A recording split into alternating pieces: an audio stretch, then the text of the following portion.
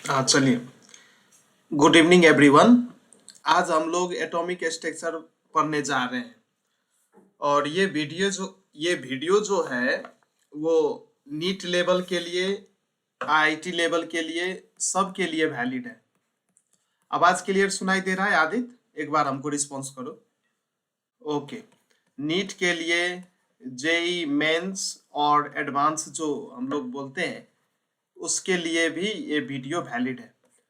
और हम नेपाल से हैं इसलिए, और जितना भी पोर्शंस है, जितना भी एग्जाम नेपाल में होता है, जैसे नेपाल में एमओई हो गया, अ, उसके बाद आईओएम का एग्जाम हो गया, बीपी के आई एच एस का एग्जाम हो गया, और अभी फिलहाल नेपाल में कॉमन इंट्रांस बोल करके है।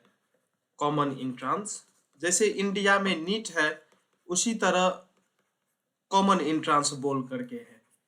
और आप लोग को थोड़ा सरप्राइज भी होगा, अथवा आप लोग को थोड़ा ये बात दिमाग में आ रहा होगा, हम नेपाल के आदमी होकर के हिंदी में क्यों पढ़ा रहे हैं, नेपाली में ही क्यों नहीं पढ़ाते।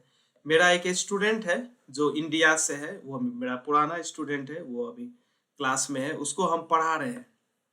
वो नीट का एस्पिरेंट है, उसको हम नीट का तैयारी करा रहे हैं और हम हिंदी में बोल रहे हैं क्योंकि वो नेपाली नहीं समझता, इसलिए हम ये सब बातें हिंदी में आप लोगों को पढ़ाएंगे। लेकिन इसका मतलब ये नहीं कि ये वीडियो एमओई का एस्पिरेंट नहीं देख सकता, आईओई का एस्पिरेंट नहीं देख सकता, आईओएम का एस्पिरेंट नहीं देख सकता, ऐसा कोई बात नहीं है। हर कोई जो इंजीनियरिंग और मेडिकल का एंट्रेंस प्रिपरेशन कर रहा है, हर कोई ये वीडियो को देख सकता है। आवाज क्लियर आ रहा है आदित्य? ओके। हर कोई ये वीडियो को देख सकता है, एकदम इजी वे में हम पढ़ाएंगे आपको। और ये नीट का लेवल भी हम टच करेंगे, जेई मेंस का लेवल भी टच करेंगे, एवरीथिंग हम एक बार यहाँ पढ़ लिए तो एवरीथिंग हमारा कंप्लीट हो जाएगा रिलेटेड टू एटॉमिक स्ट्रक्चर। चलिए ठीक है। आज हम लोग एटॉमिक स्ट्रक्चर का इंट्रोडक्शन क्लास कर रहे हैं। ठीक है, एटॉमिक स्ट्रक्चर का इंट्रोडक्शन क्लास करेंगे। अब क्या है एटॉमिक स्ट्रक्चर, वो सब बात हम लोग करेंगे इसमें। इससे पहले आप लोगों ने एटॉमिक स्ट्रक्चर के बारे में जरूर पढ़े होंगे अपने क्लास 11 अथवा 12 का पोर्शन है ये, तो जरूर पढ़े होंगे। लेकिन आज जो है हम लोग इंट्रांस पॉइंट ऑफ व्यू पढ़ेंगे। इसका मतलब इंट्रांस में कैसे क्वेश्चन आएगा। इंट्रांस अब पहले ही बता चुके हैं, नीट का भी हो सकता है, जेई मेंस का भी हो सकता है, अथवा आप किसी भी यूनिवर्सिटी एफिलिएटेड एग्जाम का प्रिपरेशन कर रहे हैं, सब के लिए ये वीडियो वैलिड रहेगा। सो हम एक स्टूडेंट को पढ़ा रहे हैं, इसलिए ये वीडियो रिकॉर्ड भी कर रहे हैं, सो दैट आप लोगों को इससे बेनिफिट मिले। ठीक है आदित्य, रेडी हो तो आप? चलिए, हम जो भी चीज लिखेंगे वो आपको अच्छे से समझना है। अगर आपको कोई दिक्कत हो तो हमसे आप पूछिएगा, हम आपको समझाएंगे। एटॉमिक स्ट्रक्चर, आज हम एटॉमिक स्ट्रक्चर टॉपिक स्टार्ट कर रहे हैं। सो क्या है ये एटॉमिक स्ट्रक्चर? और एटॉमिक वर्ड जो है ये कहीं ना कहीं एटम से रिलेटेड है। एटॉमिक वर्ड जो है ये कहीं ना कहीं एटम से रिलेटेड है। और एटम क्या है? ये स्मॉलेस्ट पार्टिकल ऑफ एलिमेंट है। स्मॉलेस्ट पार्टिकल, कोई भी एलिमेंट का smallest particle of element, smallest particle of element, element का स्मॉलेस्ट पार्टिकल है जो रिएक्शन में पार्टिसिपेट करता है, रिएक्शन में भाग लेता है। यही एटॉम के बारे में आज हम लोग पढ़ेंगे। यही एटॉम का एटॉमिक स्ट्रक्चर देखेंगे कि वास्तव में एटॉम जो है इसका स्ट्रक्चर क्या है, ये कैसे बना होता है, इसका स्ट्रक्चर क्या है। जैसे अगर आप ह्यूमन बीइंग का एग्जांपल ले, अगर आप आदमी का एग्जांपल ले, कोई मैन का एग्जांपल ले, तो उसका बनावट तो हम लोग को मालूम है। दो आंख होता है, एक नाक होता है, एक मुंह होता है कि नहीं? एक बड़ा सा पेट होता है, उसके बाद पैर होता है, दो हाथ होता है कि नहीं आदित्य? बोलो तो। हाँ, ये एक आदमी का स्ट्रक्चर हो गया, आदमी का स्ट्रक्चर हो गया। अगर आप किसी एटम एटम कैसे दिखता है, एटम का स्ट्रक्चर क्या होता है, एटम के अंदर कैसे इलेक्ट्रॉन प्रोटॉन और न्यूट्रॉन अरेंज होकर के बैठा रहता है, कैसे उसका अरेंजमेंट है, ये सब बातें आज हम लोग एटॉमिक स्ट्रक्चर में पढ़ेंगे। ठीक है, उससे पहले इंट्रोडक्शन पार्ट में थोड़ा हम इंट्रोडक्शन भी देखेंगे। सो एटम जो है एक ग्रीक वर्ड से, ये नाम जो एटम है, एटम आदित्य अच्छे से बुझो, ये एटम जो है ये ग्रीक वर्ड से लिया हुआ नाम है। ग्रीक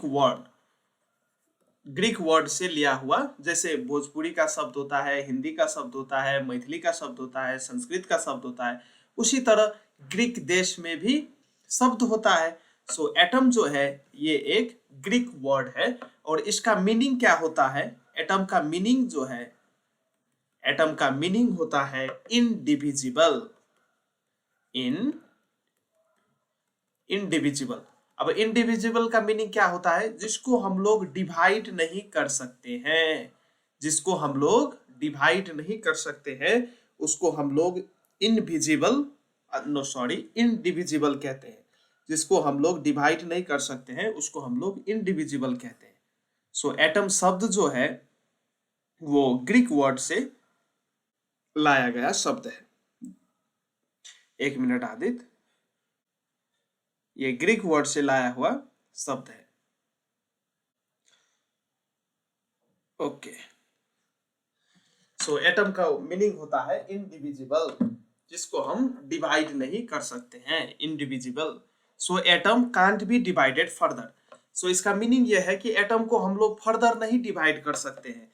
ये सबसे स्मॉलेस्ट पार्टिकल है, स्मॉलेस्ट पार्टिकल, स्मॉलेस्ट पार्टिकल। पहले पहले इस तरह से इसका डेफिनेशन दिया जाता था, ये सबसे स्मॉलेस्ट पार्टिकल है, इसको हम नेकेड आई से भी नहीं देख सकते हैं, आंख से भी नहीं देख सकते हैं। एटम को देखने के लिए हमको इलेक्ट्रॉन माइक्रोस्कोप का यूज करना पड़ता है। ये सबसे स्मॉलेस्ट पार्टिकल है और ये इनडिविजिबल है, इसको फर्दर हम डिवाइड नहीं कर सकते हैं। इस तरह से इसका मीनिंग लगता है, ग्रीक वर्ड है, इसका मीनिंग होता है इनडिविजिबल। सो एटम क्या है, ये एक अल्टीमेट पार्टिकल है, फाइनल पार्टिकल है, जिसको हम लोग फर्दर डिवाइड नहीं कर सकते।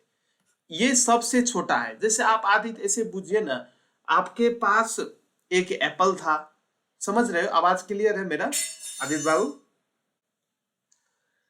ओके, जैसे आपके पास एक एप्पल है, मान लीजिए आपके पास एक सेब है, आपने इसका 2 टुकड़ा कर दिया, उसके बाद 4 टुकड़ा कर दिया, उसके बाद और इसका इनफाइनाइट टुकड़ा आप कर रहे हैं, इनफाइनाइट पार्ट में इसको आप डिवाइड कर रहे हैं।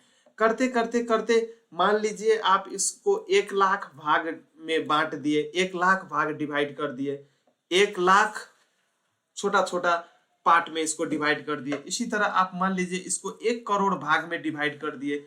इसी तरह मान लीजिए इस एप्पल को आपने 10 करोड़ भाग में डिवाइड कर दिए। 10 करोड़ भाग में डिवाइड करते करते ये एप्पल का एक छोटा सा भाग इतना छोटा हो जाएगा कि आप इसको आंख से देख नहीं पाएंगे, है कि नहीं, बताइए?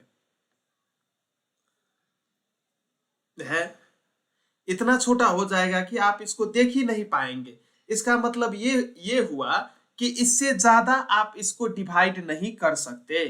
अथवा मान लीजिए आपके पास एक सैंड का पार्टिकल है, सैंड पार्टिकल, सैंड मतलब बालुआ अथवा बालू, सैंड का एक छोटा सा पार्टिकल है।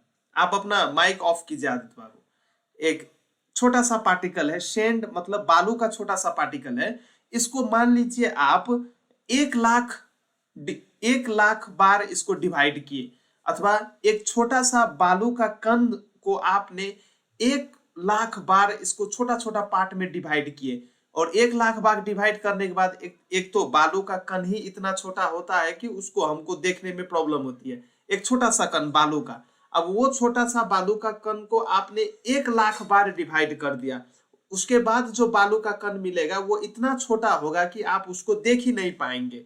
इसके मतलब फर्दर उसको आप नहीं डिवाइड कर सकते, वो इतना छोटा हो गया कि आप उसको फर्दर डिवाइड ही नहीं कर सकते 2 भाग में। सो वहां से ये शब्द आ रहा है इनडिविजिबल, मतलब जिसको हम डिवाइड नहीं कर सकते, इतना छोटा है कि डिवाइड ही नहीं कर सकते। सो इनडिविजिबल। सो एटम का अगर डेफिनेशन देना पड़े, ये लिखिए मेरे साथ। ये नोट बना रहे हैं कि नहीं बना रहे हैं आदित्य? ये नोट बनाइए, मेरे साथ नोट बनाइए, बाद में यही नोट काम लगेगा आपको। सो एटम क्या है? An ultimate particle. अल्टीमेट का मीनिंग होता है final particle. An ultimate particle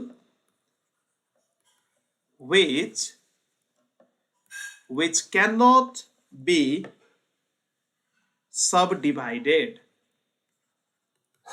जिसको हम लोग सब डिवाइड नहीं कर सकते। इसको मतलब इसका मीनिंग क्या होगा? जिसको हम फर्दर डिवाइड नहीं कर सकते, वो इतना छोटा है कि उसको हम डिवाइड ही नहीं कर सकते, वो ही फाइनल पार्टिकल है, उसको हम डिवाइड ही नहीं कर सकते। इस तरह इसका मीनिंग हम लोग लगा सकते हैं। और जॉन डाल्टन नाम का एक साइंटिस्ट था, उसने क्या कंसीडर किया कि ये दुनिया में जितना भी मैटर है, matter means what? Anything which has mass and occupy space. Matter का मीनिंग क्या होता है? मैटर मीन्स वो चीज जिसके पास मास भी हो, मास मतलब अपना खुद का वजन भी हो, अथवा अपना जैसे 2 केजी, 1 ग्राम, 10 ग्राम, 15 केजी, 20 केजी, इसी तरह मास भी हो, और स्पेस ऑक्युपाई करे। Mass and occupy space, space भी ऑक्युपाई करे और उसके पास मास भी हो, मास भी हो और स्पेस भी ऑक्युपाई करे। जैसे फॉर एग्जांपल चेयर हो गया, चेयर के पास अपना खुद का मास होता है और ये स्पेस भी ऑक्युपाई करता है, जगह भी लेता है। उसी तरह बुक हो गया, पेन हो गया, लैपटॉप हो गया, कंप्यूटर हो गया, कुछ भी एग्जांपल आप दे सकते हैं। सो जॉन डाल्टन नाम का साइंटिस्ट जो है, उसने क्या कंसीडर किया कि जितने भी मैटर है वो जो है एटम से मिलके बना होता है, छोटा छोटा एटम से मिलके मैटर बना होता है। सो जॉन डाल्टन कंसीडर्ड दैट, ये जॉन डाल्टन नाम के जो साइंटिस्ट थे, समझ रहे हैं आदित्य बाबू? कोई कंफ्यूजन हो तो आप पूछ सकते हैं हमसे, एकदम फ्री, एकदम देसी लैंग्वेज में हम लोग को पढ़ना है। जॉन डाल्टन ने क्या कंसीडर किया? CONSIDERED, कंसीडर्ड दैट, क्या कंसीडर किया कि जितने भी मैटर्स हैं, ऑल मैटर, मैटर मीन्स तो आप समझ गए, जिसके पास मास हो और जो स्पेस ऑक्युपाई करे उसको हम मैटर कहते हैं। All matter are composed of, all matter are composed of smallest indivisible particle, smallest indivisible. Indivisible का मीनिंग जिसको हम फर्दर डिवाइड नहीं कर सकते, इनडिविजिबल पार्टिकल। और एटम को हम पार्टिकल भी कहते हैं, कॉल्ड एटम, कॉल्ड एटम। सो ये कंसिडरेशन जॉन डाल्टन साहब ने किए थे। जॉन डाल्टन साहब ने क्या बोले थे कि जितने भी मैटर है इस दुनिया में, इस यूनिवर्स में, वो कहीं ना कहीं एटम से मिलके बना होता है। एटम ही वो फाइनल पार्टिकल है जो ये दुनिया में प्रेजेंट जितने भी मैटर हैं उसको बनाते हैं। यहां तक बात क्लियर है आदित्य? याद? हाँ, चलिए ठीक है। अब जॉन डाल्टन के एटॉमिक थ्योरी, और जॉन डाल्टन इसी के आधार पे एक थ्योरी भी दिए जिसको हम लोग जॉन डाल्टन एटॉमिक थ्योरी कहते हैं। जॉन डाल्टन एटॉमिक थ्योरी अथवा Dalton's atomic theory, Dalton's atomic theory, Dalton's atomic theory, Dalton's atomic. Handwriting समझ में आ रहा है आदित्य? चलिए, अब ये डाल्टन का एटॉमिक थ्योरी क्या कहता है? अब ये थ्योरी तो कभी भी एग्जाम में नहीं पूछेगा, लेकिन ये इंफॉर्मेशन होनी बहुत इंपॉर्टेंट है। अब जैसे कन्वेंशनल एग्जाम में तो पूछ भी सकता है, जैसे बोर्ड का एग्जामिनेशन हुआ, जैसे CBSE बोर्ड का एग्जामिनेशन हुआ, उसमें तो पूछ सकता है स्टेट डाल्टन्स थ्योरी 2-3 मार्क्स में पूछ सकता है। लेकिन ये नीट का एग्जाम में अथवा एंट्रेंस एग्जाम में तो नहीं पूछेगा कि डाल्टन्स एटॉमिक थ्योरी क्या है, लेकिन इसका स्टेटमेंट आपको पता होना चाहिए। तो मेरे साथ ही इसका स्टेटमेंट लिखिए। ये डाल्टन्स थ्योरी का जो स्टेटमेंट है, ये थ्योरी एक किस पे बेस्ड है, कभी अगर पूछ दे कि डाल्टन्स एटॉमिक थ्योरी किस पे बेस्ड है, वो अगर पूछ दे तो उसके लिए एक लाइन लिख लीजिए, Dalton's atomic theory is based on law of mass conservation, is based on law of mass conservation, mass conservation के प्रिंसिपल पे ये बेस्ड है, and law of definite proportion, law of definite proportion, law of definite proportion। और ये दोनों बात मैंने आपको पढ़ा चुका है, याद आया आदित्य बाबू?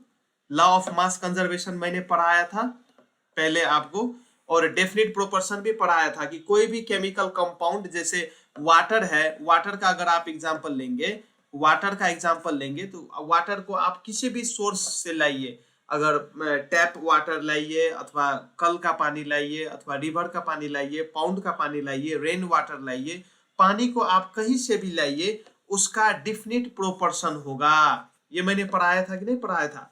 हाइड्रोजन इज टू ऑक्सीजन का वेट फिक्स होगा, 1:8 होगा। हो यस, यही दोनों बात पे, यही दोनों लॉ को रिफरेंस मान करके, इसी लॉ को आधार मान करके डाल्टन साहब ने एक थ्योरी दिया जिसका नाम है डाल्टन्स एटॉमिक थ्योरी। और कभी भी पूछ सकता है कि ये थ्योरी किस किस पे बेस्ड है, तो law of mass conservation, law of mass conservation भी मैंने आपको पढ़ाया था। लॉ ऑफ मास कंजर्वेशन क्या कहता है, अगर कोई भी केमिकल रिएक्शन हो, उसमें लेफ्ट हैंड साइड का मास और राइट हैंड साइड का मास क्या होगा, बराबर होगा। रिएक्टेंट का मास और प्रोडक्ट का मास क्या होगा, बराबर होगा। So law of mass conservation and law of definite proportion पे ये डाल्टन्स एटॉमिक थ्योरी क्या है, तो बेस्ड है। यहां तक बात क्लियर है? बताइए। चलिए, और इसका स्टेटमेंट लिख लेते हैं। ये डाल्टन्स एटॉमिक थ्योरी का स्टेटमेंट जब पढ़ ही रहे हैं तो अच्छे से पढ़ते हैं। इसका स्टेटमेंट लिख लेते हैं। इसका स्टेटमेंट क्या बोलता है कि कोई भी एलिमेंट हो, कोई भी एलिमेंट बहुत ही स्मॉल पार्टिकल से मिलके बना होता है, जिसको हम लोग क्या कहते हैं, तो एटम्स कहते हैं। Element is made up of smallest particle called atom. So यही है इसका पहला स्टेटमेंट, यही लिख लीजिए। each element is composed of extremely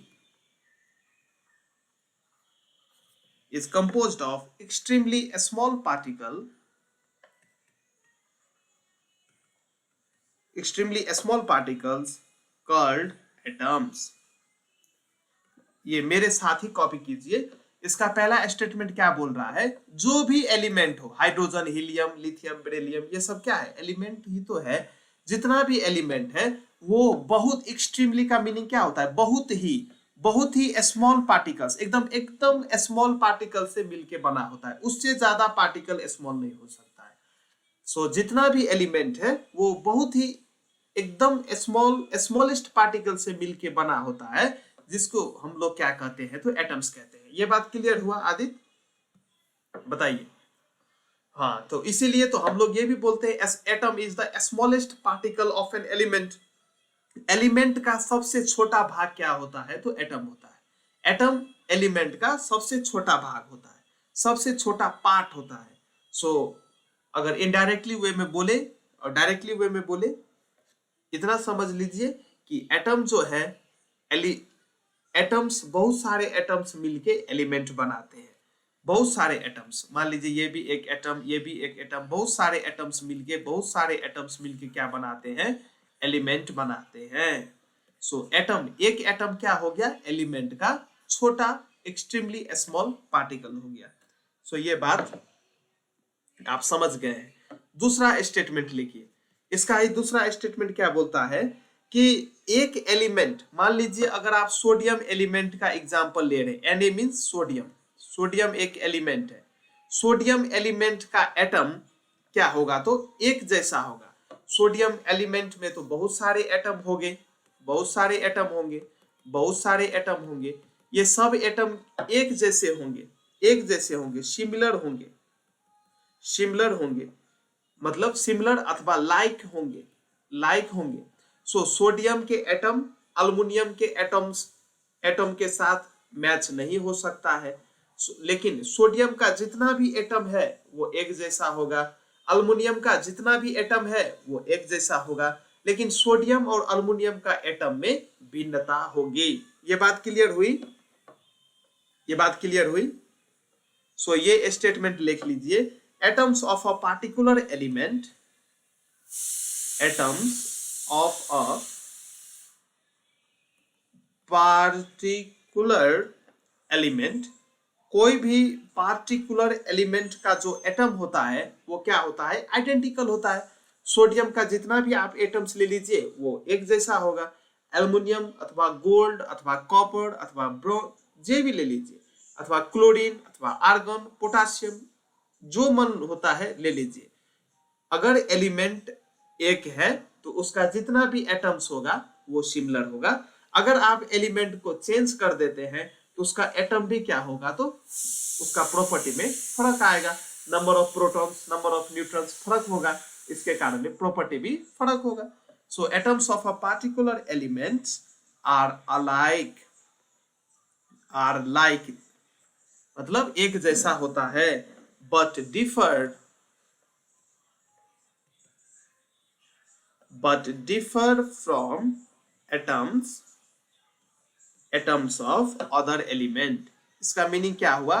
different element का जो एटम है वो फर्क फर्क होता है, लेकिन एक ही एलिमेंट का एटम्स सिमिलर होता है। ये बात क्लियर हुआ आदित्य? ये बात क्लियर हुआ? रिस्पॉन्स कीजिए। चलिए, ये सब स्टेटमेंट है। डाल्टन्स एटॉमिक थ्योरी का क्या है? ये स्टेटमेंट है। ये स्टेटमेंट आपको अच्छे से समझ लेना है। डाल्टन्स एटॉमिक थ्योरी का स्टेटमेंट है। दूसरा स्टेटमेंट क्या क्या बोलता है कि एटम जो है एलिमेंट का अल्टीमेट पार्टिकल है। Ultimate particle means final particle, इससे ज्यादा छोटा और कोई नहीं हो सकता। सो एटम ही एलिमेंट का फाइनल पार्टिकल है, अल्टीमेट पार्टिकल है। सो लिखिए, एटम ऑफ ईच एलिमेंट, प्रत्येक एलिमेंट का जो एटम है, atom of each element is an, आप नोट कॉपी कर रहे हैं आदित्य बाबू? हाँ, नोट कॉपी कीजिए। Atom of each element is an ultimate particle and it has a characteristic mass,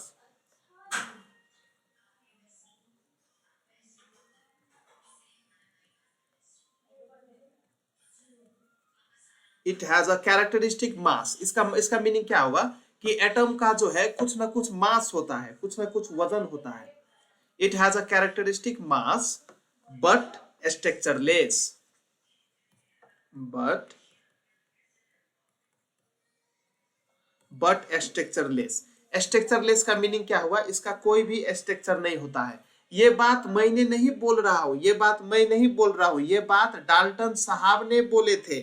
Dalton साहब का एटॉमिक थ्योरी ये बात बोल रहा है कि एटम के पास मास तो होता है लेकिन इसका कोई स्ट्रक्चर नहीं होता। ये बात मैं नहीं बोल रहा हूं, डाल्टन साहब ने अपने एटॉमिक थ्योरी में बोले हैं।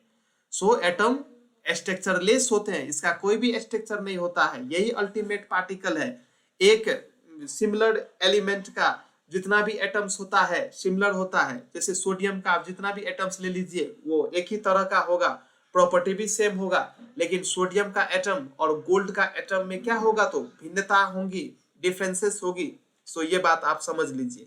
और डाल्टन साहब ने क्या बोला कि एटम जो है स्ट्रक्चरलेस है। यही सबसे बड़ा मिस्टेक डाल्टन साहब ने कर दिए। सबसे मिस्टेक डाल्टन साहब ने सबसे बड़ा मिस्टेक क्या कर दिए कि डाल्टन साहब ने बोले कि एटम का कोई स्ट्रक्चर नहीं होता, लेकिन ये एक गलत बात है। समझ रहे हैं आदित्य बाबू? एटम का स्ट्रक्चर होता है। यहीं से चैप्टर का जन्म हुआ, एटॉमिक स्ट्रक्चर। एटॉमिक स्ट्रक्चर, अगर एटम का कोई स्ट्रक्चर नहीं होता तो ये चैप्टर का जन्म ही नहीं होता, है कि नहीं? बोलिए आदित्य बाबू, है कि नहीं? बताइए। हाँ, इसलिए डाल्टन डाल्टन का यही सबसे बड़ा ड्रॉबैक हो गया कि डाल्टन ने क्या बोल दिया कि एटम का कोई स्ट्रक्चर ही नहीं होता, स्ट्रक्चरलेस बोल दिए, लेकिन एटम का स्ट्रक्चर होता है। ये बात आपको समझ लेनी चाहिए। और एक दो स्टेटमेंट है, लिख लीजिए, अच्छे से नोट बना लीजिए, और एक दो बार रिवाइज कर लेने से ये बात दिमाग में अच्छे से आ जाएगी। और नेक्स्ट स्टेटमेंट क्या बोलता है कि एटम्स आर इनडिस्ट्रक्टेबल, मतलब एटम को हम लोग डिस्ट्रॉय नहीं कर सकते, नाइदर उसको बना सकते हैं नॉर उसको डिस्ट्रॉय कर सकते हैं। इनडिस्ट्रक्टिबल, एटम्स आर indestructible,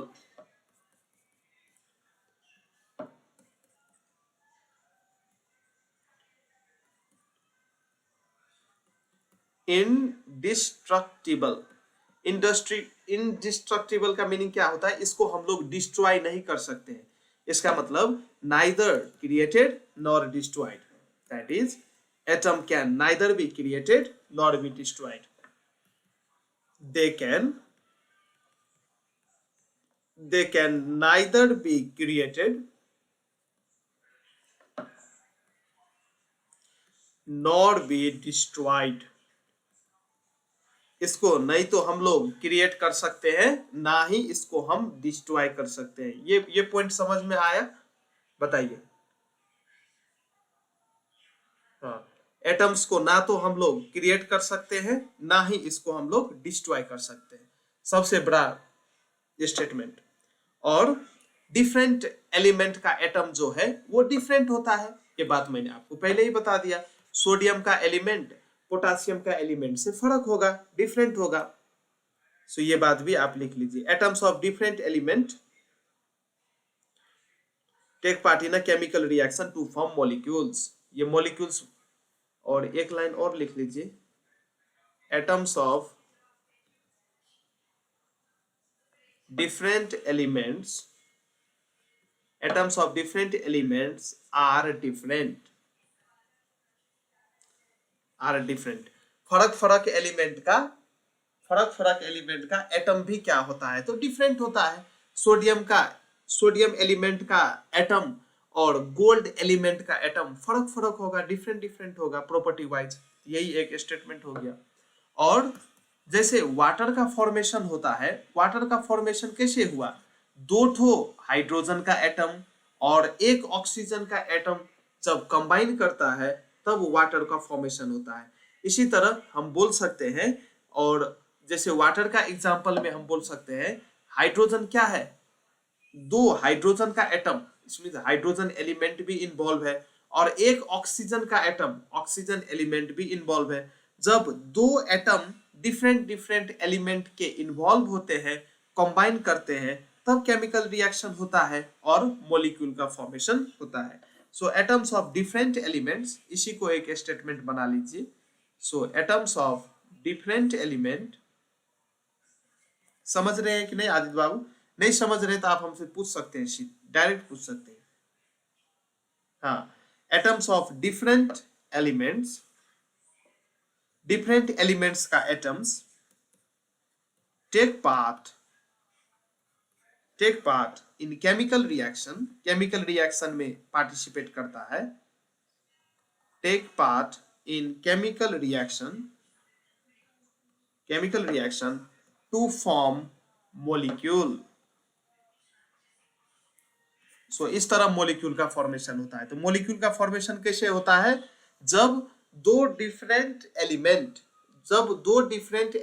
के एटम्स कंबाइन करते हैं इंडिफिनिट प्रोपोर्शन, तब मॉलिक्यूल का फॉर्मेशन होता है।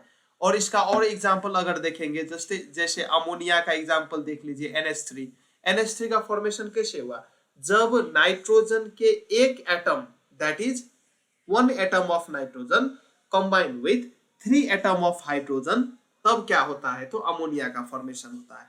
सो एटम जो है, एटम ही केमिकल रिएक्शन में पार्टिसिपेट करता है। So who participate in chemical reaction? Aditya, chemical reaction में पार्टिसिपेट कौन करेगा? एटम। आपको कभी कभी ये कंफ्यूज करने के लिए भी पूछ सकता है ये क्वेश्चन कि एलिमेंट रिएक्शन में कौन पार्टिसिपेट करता है, एटम करता है कि मॉलिक्यूल करता है कि कंपाउंड करता है। सो ये बात आपको दिमाग में रखना है कि कोई भी केमिकल रिएक्शन हो, केमिकल रिएक्शन में एटम ही पार्टिसिपेट करता है। सो ये जितना भी था ये डाल्टन्स का एटॉमिक थ्योरी था। सबसे पुराना थ्योरी है, किस साल में दिया गया कैसे, वो आपको मेमोराइज करने की कोई जरूरत नहीं, साल नहीं पूछेगा कि डाल्टन्स ने किस साल में एटॉमिक थ्योरी दिया, ये नहीं पूछेगा, लेकिन ये स्टेटमेंट आपको पता रहना चाहिए। सो अभी तक हमने क्या पढ़ा उसको थोड़ा सा रिकैप कर ले। अभी तक हमने क्या पढ़ा कि कोई भी एलिमेंट बहुत ही छोटा एक्सट्रीमली स्मॉल पार्टिकल से मिलके बना होता है, जिसको हम लोग एटम्स कहते हैं। एटम्स एक ग्रीक वर्ड से लिया गया शब्द है, इसका मीनिंग होता है इनडिविजिबल। एटम को हम फर्दर डिवाइड नहीं कर सकते, यही सबसे छोटा पार्टिकल है, इससे ज्यादा हम इसको छोटा नहीं बना सकते। और सिमिलर एटम, सिमिलर, अब जैसे एक ही एलिमेंट का जितना भी एटम है वो सिमिलर होता है, और डिफरेंट डिफरेंट एलिमेंट का एटम भी डिफरेंट डिफरेंट होता है। फॉर एग्जाम्पल सोडियम एलिमेंट का जितना भी एटम्स है वो सिमिलर होगा, एक जैसा होगा, लेकिन सोडियम और पोटासियम के एटम्स को अगर हम लोग देखेंगे तो वो फर्क फर्क हो सकता है, क्योंकि एलिमेंट भी फर्क फर्क है। ठीक है, यहां तक बातें बताइए आदि। चलिए आगे बढ़े। हाँ चलिए, और नोट नोट नोट कह के कुछ इंपॉर्टेंट पॉइंट लिखिए आप, नोट कह करके, नोट कह करके कुछ गोल्डन की पॉइंट्स, इंपॉर्टेंट पॉइंट्स भी बोल सकते हैं, जो आपको कभी भी याद याद करिए इसको, और एग्जाम में भी डायरेक्ट पूछ सकता है। ठीक है, सो लिखिए यहाँ पे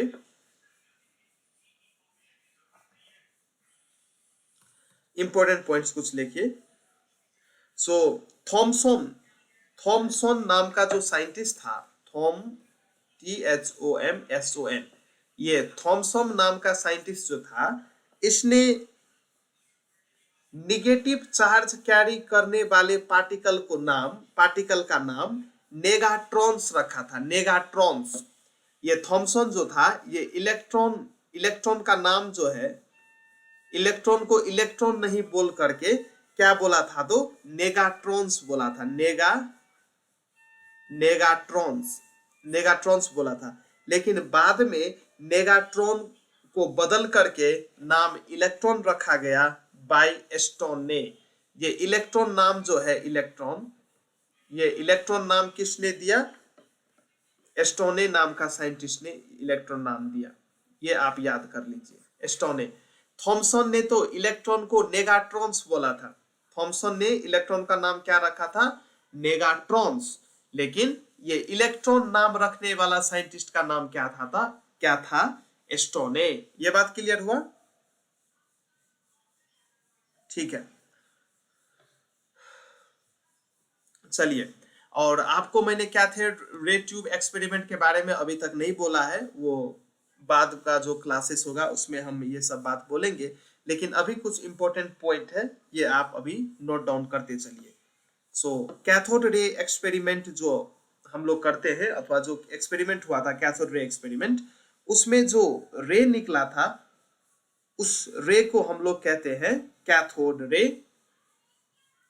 और उस रे का जो E/m रेशियो है, E/m रेशियो मतलब charge by mass ratio, charge by mass ratio को हम लोग स्पेसिफिक चार्ज भी कहते हैं। वो स्पेसिफिक चार्ज गैस पे डिपेंड नहीं करता था, was independent of gas and electrode use. जो इलेक्ट्रोड आप यूज करेंगे वो इलेक्ट्रोड, और जो गैस आपने वो कैथोड रे ट्यूब में फिल करके रखा है वो गैस पे कैथोड रे ट्यूब डिपेंड नहीं करता था, नहीं करता था।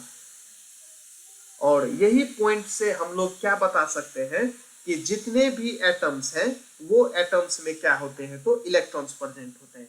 सो ये नोट करके एक लाइन लिख लीजिए, in cathode, in cathode ray experiment, ये मैंने शॉर्ट फॉर्म में लिखा EXPT, experiment, experiment, particles particles forming the rays, rays मतलब cathode rays, cathode ray experiment में जो रे निकला था, जो लाइट निकला था, उसको हम लोग बोलते हैं cathode rays. So in cathode ray experiment particles forming rays have same E by M ratio. E by M ratio का नाम क्या है? Specific charge ratio. E by M ratio को हम लोग क्या बोलते हैं? Specific charge ratio. Specific charge ratio, E by M को हम लोग स्पेसिफिक चार्ज रेशियो बोलते हैं। सो कैथोड रे एक्सपेरिमेंट में क्या पाया गया कि जितने उसमें से जो रे निकलते हैं उसका E by M रेशियो जो है वो गैस पे भी नहीं डिपेंड करता और इलेक्ट्रोड पे भी नहीं डिपेंड करता। इसका मतलब जितने भी एटम्स हैं उसके अंदर में क्या है? तो इलेक्ट्रॉन है। जितने भी एटम है उसके अंदर में क्या है? इलेक्ट्रॉन है। जितने भी एटम है उसके अंदर में क्या है? इलेक्ट्रॉन है। सो ये बात आपको ध्यान में रखना पड़ेगा। Have same charge E by M which is independent of the nature of the gas and electron use। ये बात को हम लिख देते हैं, which has same E by M ratio, which is, let me change my pen, समझ रहे हैं ना Aditya? which is independent, which is independent of the,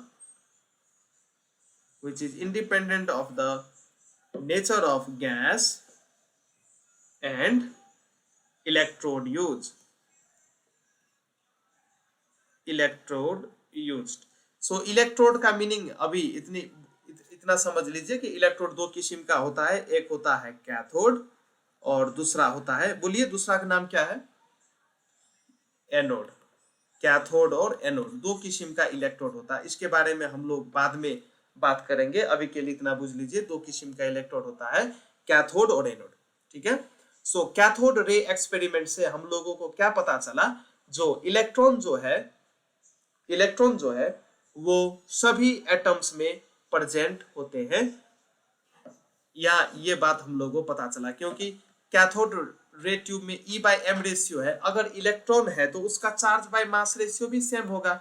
E by M ratio का मतलब क्या होता है? E by M, E stands for charge, E stands for charge and M stands for mass। so charge by mass ratio, charge by mass ratio को हम लोग E by M ratio कहते हैं। अगर एक ही जैसा पार्टिकल है, अगर इलेक्ट्रॉन से ही बना है तो उसका E by M रेशियो भी सेम होगा, है कि नहीं आदित्य? बताइए। जब एक ही चीज से बना है तो उसका E by M रेशियो भी सेम होगा ना। चार्ज बाय मास रेशियो भी चेंज होगा, उसमें तो कोई फर्क नहीं पड़ेगा। इसीलिए कैथोड रे एक्सपेरिमेंट से ये बात कंक्लूड की गई कि जितना भी एटम्स है वो इलेक्ट्रॉन से मिलके बना होता है, ये बात उसमें कंक्लूड की गई। सो मेन कंक्लूजन क्या था?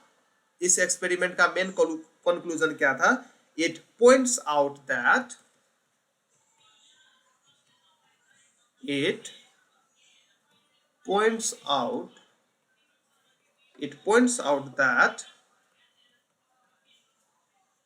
that electrons are present in all atoms। so जितने भी एटम्स है वो सब एटम्स में इलेक्ट्रॉन प्रेजेंट होते हैं। यही बात ये कैथोड रे एक्सपेरिमेंट से निकल के आया। यहाँ तक बात क्लियर है? बताइए। ये पॉइंट को आप नोट कर लीजिए, जो मैंने येलो से मार्क कर रहा हूं, दिख रहा है कि नहीं? बताइए। हाँ, इसे पॉइंट कर लीजिए। चलिए दूसरा इंपॉर्टेंट पॉइंट लिखिए। दूसरा इंपॉर्टेंट पॉइंट लिखिए। दूसरा इंपॉर्टेंट पॉइंट क्या बोलता है कि मास ऑफ इलेक्ट्रॉन जो है वो प्रोटॉन के मास से कम होता है। लगभग कितना कम होता है वो आपको याद रखना है। So mass of electron is 1/1837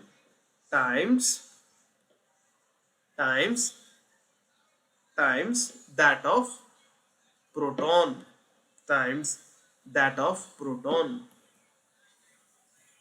that of proton. इसका मतलब प्रोटॉन का मास, यदि आपको इलेक्ट्रॉन का मास लिखना है, mass of electron equals to, ऊपर मैंने लिखा mass of proton. Mass of proton को अगर आप 1837 से डिवाइड कर देंगे, P plus stands for proton, E minus stands for electron, and capital M stands for mass. So mass of electron equals mass of proton upon 1837। अगर आप proton के मास को 1837 से अगर डिवाइड कर देंगे, जो आएगा वो ही इलेक्ट्रॉन का मास होगा। ये बात क्लियर हुआ? चलिए, और दूसरा इंपॉर्टेंट पॉइंट लेके, ये सब कभी भी क्वेश्चन या इन सब पोर्शन से कभी भी क्वेश्चन बना के आपको पूछ सकता है। चलिए, और हम लोग को कभी एक फॉर्मूला याद करना पड़ेगा कि कोई भी मूविंग बॉडी अगर है तो उसमें दो किस्म का मास होता है। एक मूविंग बॉडी का डायनेमिक मास, मास जो है दो किस्म का होता है। कोई भी बॉडी का मास दो किस्म का होता है, एक होता है रेस्ट मास और दूसरा होता है डायनामिक मास। रेस्ट मास का मीनिंग होता है अगर वो वस्तु रेस्ट में है, स्थिर अवस्था में है, नहीं चल रहा है, जहां पे था वहीं पे है, उस समय वो बॉडी का जितना मास होगा उसको हम लोग रेस्ट मास कहते हैं। और डायनेमिक मास का मीनिंग होता है अगर वो वस्तु मूव कर रहा है, चल रहा है, मोशन में है, उस समय जो मास है उसको हम लोग क्या बोलते हैं? डायनेमिक मास। सो डायनेमिक मास कब आएगा? रेस्ट मास कब आएगा? अगर जब वो वस्तु रेस्ट अवस्था में रहेगा। और डायनेमिक मास कब आएगा? जब वो वस्तु, जब वो बॉडी मोशन अवस्था में रहेगा, तब डायनेमिक मास आएगा।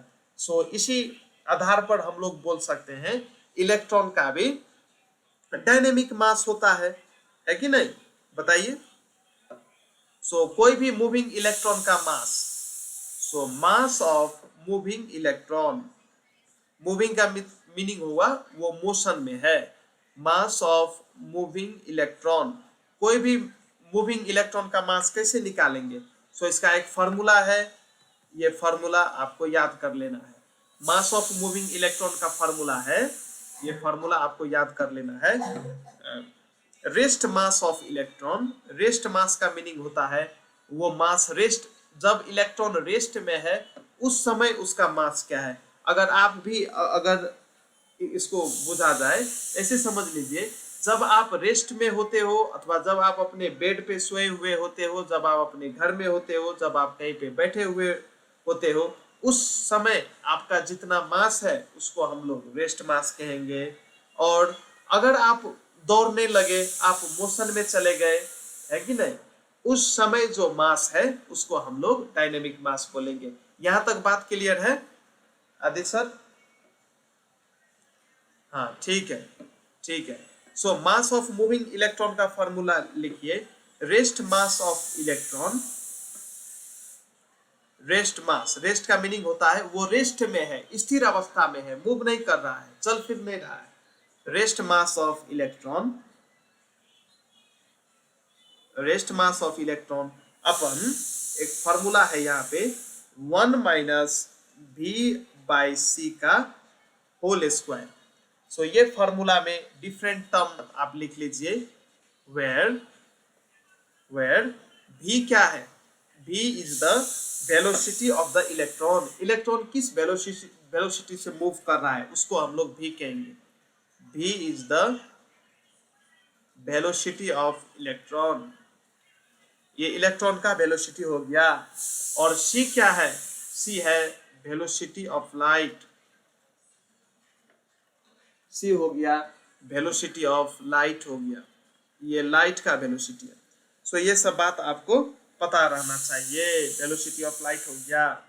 अब यही इक्वेशन में आप मान लीजिए, कुछ एजम्पशन कर लीजिए, if v equals to c, मान लीजिए इलेक्ट्रॉन का वेलोसिटी लाइट के वेलोसिटी के बराबर हो जाए, तो उस समय में मास ऑफ इलेक्ट्रॉन क्या होगा? बताइए तो, ऊपर का एक्सप्रेशन क्या होगा आदित्य? बताइए तो। अगर v इक्वल्स टू c हो गया सो मास ऑफ इलेक्ट्रॉन क्या लिख सकते हैं, मास ऑफ इलेक्ट्रॉन मतलब moving mass, mass of moving electron means dynamic mass equals to, और रेस्ट मास को मानो m नॉट से हम लोग डिनोट किए, और डायनेमिक मास को माने md से अगर हम लोग डिनोट करते हैं, सो ये कंडीशन के लिए हम लोग लिख सकते हैं, अगर इलेक्ट्रॉन का वेलोसिटी और लाइट का वेलोसिटी दोनों बराबर है, सो हम लोग लिख सकते हैं dynamic mass equals rest mass अपन रूट अंडर 1 माइनस, अब ये दोनों तो बराबर ही हो गया, दोनों दोनों सी के जगह भी हम लोग भी लिख सकते हैं, है कि नहीं आदित्य बताइए, ये दोनों तो बराबर हो गया ना। या हम लोग एजम्पशन क्या मान लिया, मानो कि इलेक्ट्रॉन का वेलोसिटी और लाइट का वेलोसिटी दोनों बराबर है, ऐसा हमने मान लिया है।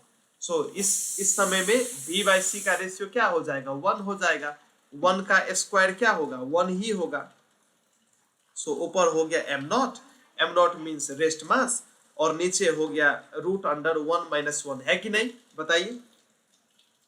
सो नीचे हम लिख सकते हैं 1 minus 1 means 0, anything divide by 0 means क्या, इन्फिनिटिव, है कि नहीं। सो इस केस में अगर ऐसा हो, अगर कोई इलेक्ट्रॉन लाइट के स्पीड से अगर मूव करने लगे, सो उस समय में वो इलेक्ट्रॉन का मास क्या हो जाएगा, तो इनफाइनाइट हो जाएगा। इस केस में हम लोग लिख सकते हैं, अगर ऐसा हुआ, ये केस बना के लिख रहे हैं, अगर इलेक्ट्रॉन का वेलोसिटी लाइट के वेलोसिटी के बराबर अगर हो जाए, अगर ऐसा हो जाए, सो उस केस में इलेक्ट्रॉन का मास क्या हो जाएगा, तो इन्फिनिटिव हो जाएगा। इस केस में मास ऑफ इलेक्ट्रॉन क्या हो जाएगा, इनफाइनाइट हो जाएगा, ठीक है। और इसी केस में इफ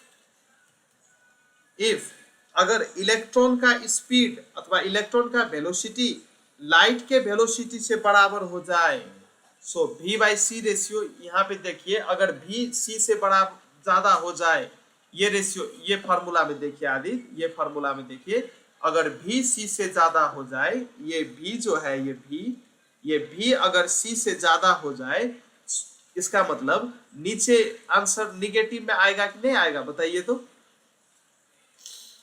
हाँ, अगर v c से ज्यादा है, इसका मतलब राइट पार्ट जो है 1 से बड़ा होगा, 1 से बड़ा होने के बाद 1 में से 1 से बड़ा अगर क्वांटिटी को घटाएंगे तो आंसर आ जाएगा माइनस, निगेटिव के अंदर आ जाएगा माइनस, है कि नहीं बताइए।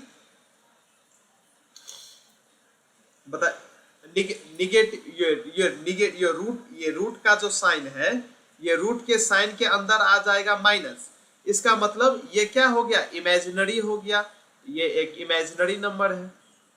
आपने पढ़ा होगा मैथ में इमेजिनरी नंबर, कॉम्प्लेक्स नंबर पढ़ा है कि नहीं, कॉम्प्लेक्स नंबर।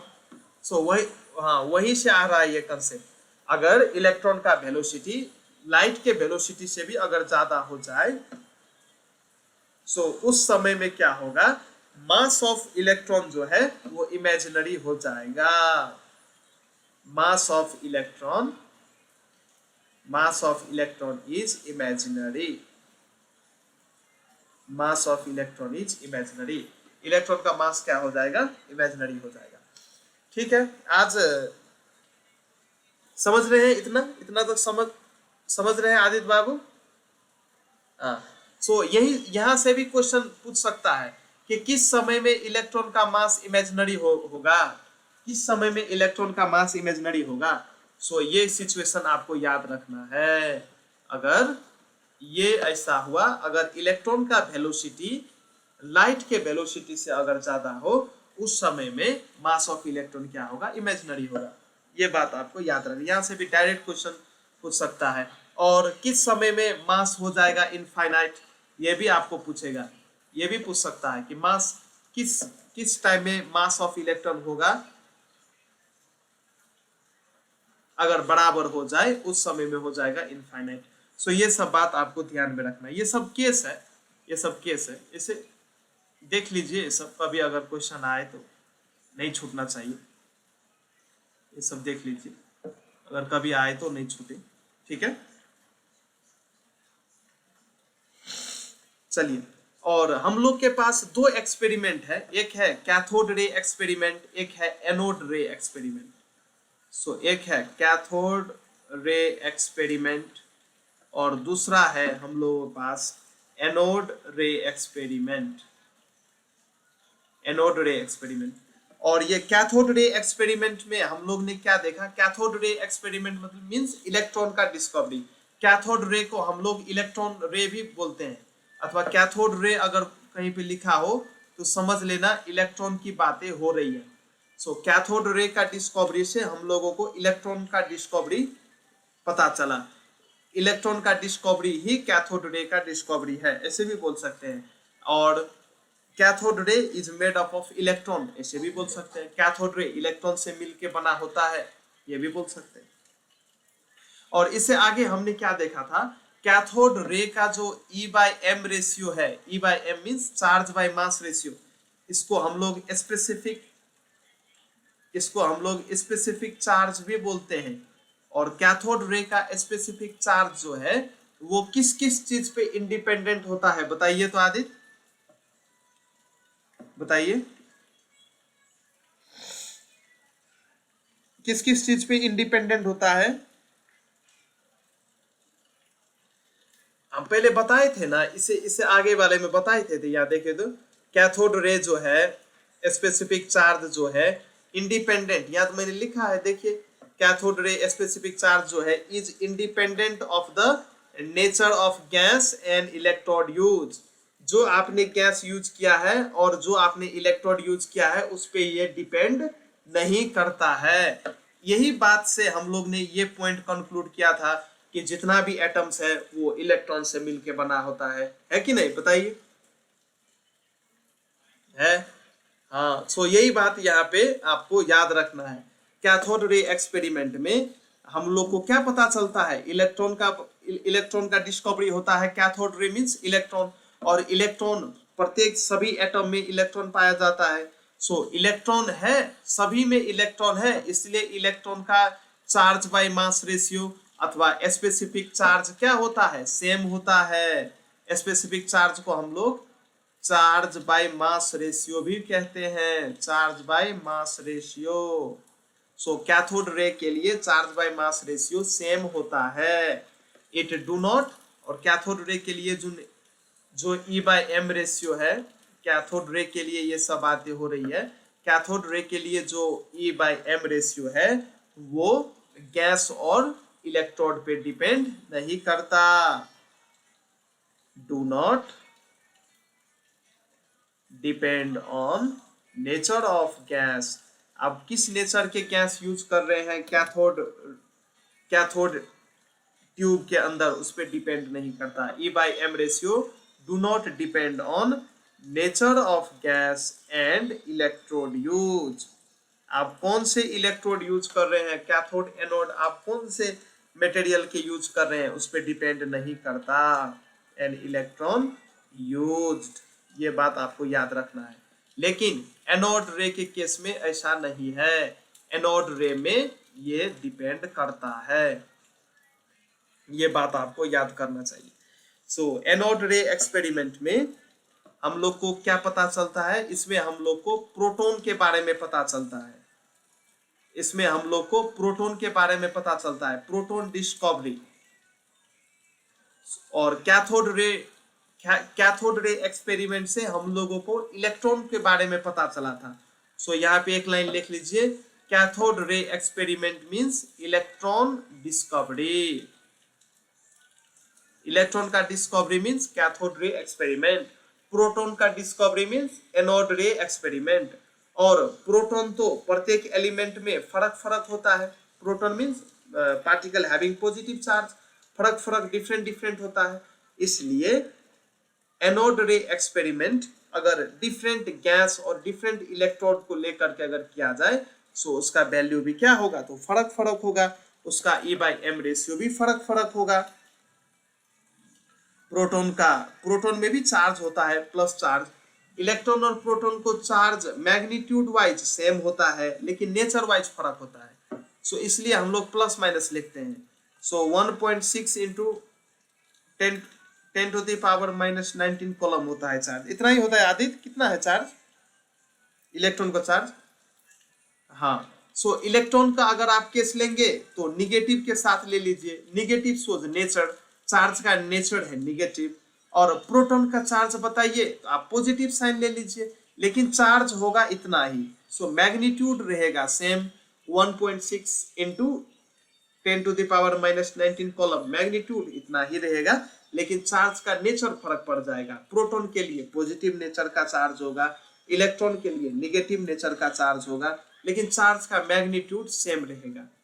और एनोड रे एक्सपेरिमेंट में हमको प्रोटॉन की डिस्कवरी होती है, और प्रोटॉन कहाँ रहता है, न्यूक्लियस के अंदर। ये बात हम लोग एटॉमिक स्ट्रक्चर में पढ़ेंगे डिटेल में।